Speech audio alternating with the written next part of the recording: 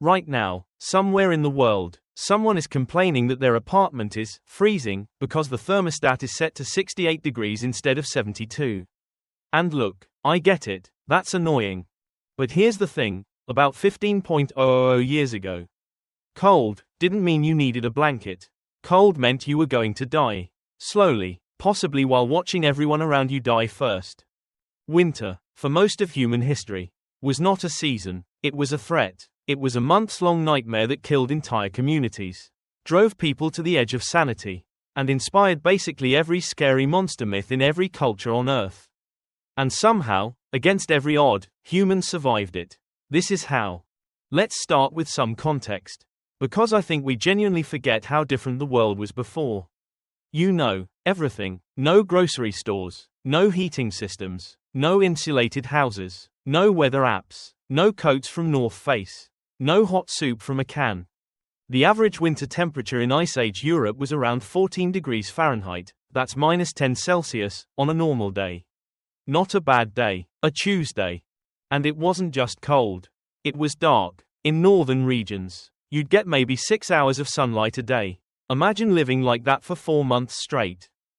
Audio content produced by VB.VN. The real problem though, it wasn't just the cold itself. It was everything the cold took with it. When winter hit, the animals disappeared, the plants died, the rivers froze. Your food supply, which was never exactly overflowing in the first place, basically vanished overnight. Ancient humans had one job in summer and fall: survive winter. Everything, every hunt, every gathering, every decision, was made with one question in mind: will this keep me alive in 4 months? It's kind of like meal prepping, except if you forget, you die. Okay, let's talk about fire, because fire wasn't a nice thing to have around in ancient winters. Fire was the difference between alive and not alive. The problem is fire is surprisingly hard to maintain. Ancient humans had to keep a fire going 24 hours a day through the entire winter. Let it go out and you're in serious trouble. Someone in the group was literally assigned to watch the fire at all times. That was your job. Watch the fire. Don't fall asleep. Don't die. The other issue, smoke. Ancient shelters were not exactly well ventilated. Caves, skin tents, dugout shelters, they trapped smoke.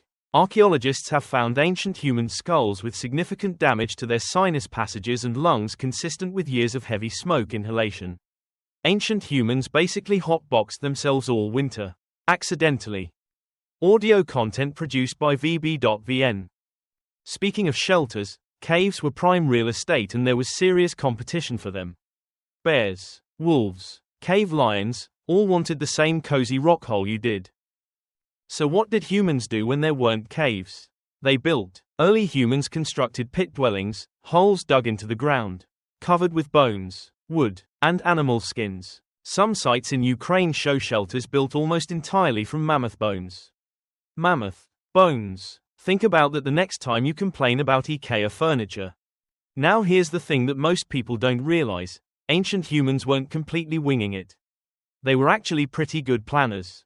In summer and fall they would dry meat, smoke fish, ferment berries, crack and store nuts, and cache food underground where it would freeze preserve through winter. The calorie math was brutal though. An adult human needs roughly 2,000 calories a day just to exist. In extreme cold, doing physical work, that number jumps to 4,000 or 5,000 calories. Ancient humans had to store enough food for an entire group. For months. With no refrigeration, no containers, and predators who would happily steal everything. When the food ran low, and it always ran low, the group had a hierarchy of who ate. Hunters and strong adults went first.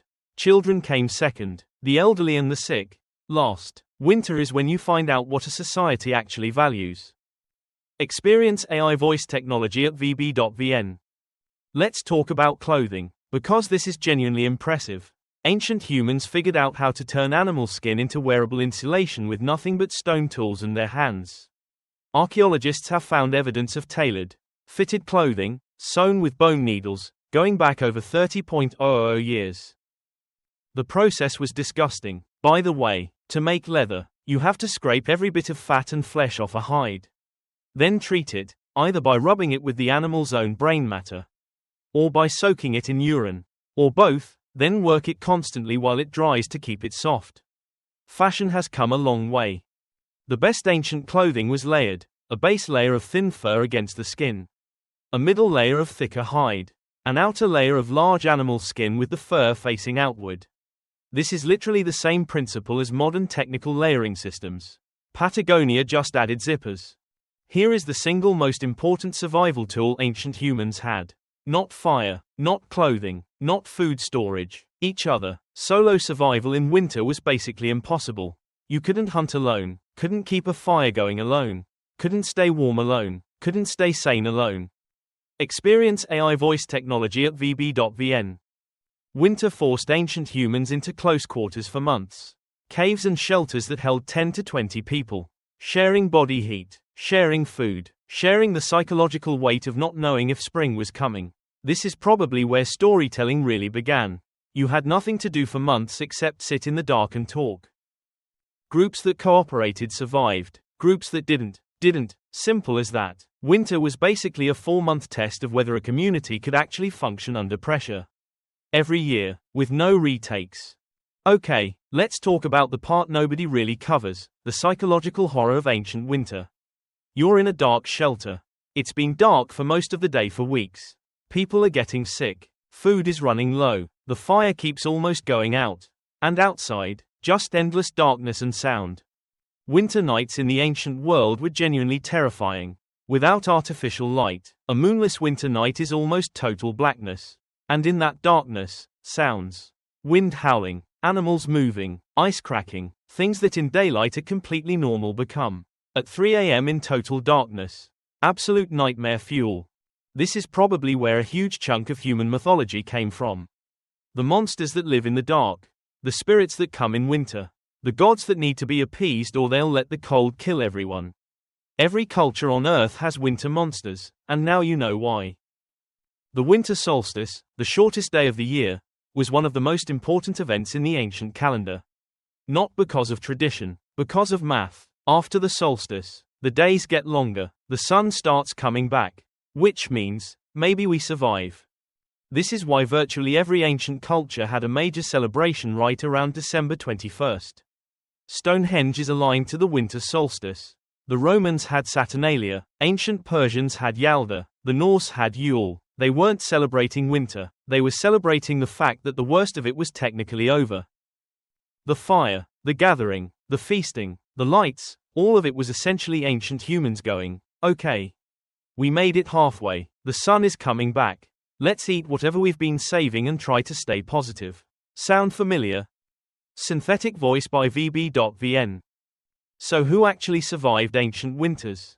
The short answer, groups with good planning. Strong social bonds, quality shelter, and a little luck. The long answer involves a lot of people who didn't make it, and whose absence shaped everyone who came after. Archaeologists can actually read winter survival in ancient bones. Signs of malnutrition, growth disruption, healed fractures from accidents in bad conditions, all of it shows up in the skeleton. One study of Ice Age remains found that nearly 40% of children showed signs of severe nutritional stress during winter months. 40%. But here's the thing, they kept going. Every spring, the survivors came out, rebuilt, hunted, gathered, and started preparing for the next one. For hundreds of thousands of years. Without stopping, without giving up, which means that every single human alive today is descended from an unbroken line of people who were cold, hungry, scared, and made it anyway. So next time it's a bit chilly and you reach for the thermostat, just take a second. Your ancestors built shelters out of mammoth bones, wore outfits made of brain-tanned animal skins, watched a fire for 4 months straight, and somehow stayed sane enough to make it to spring. You've got this.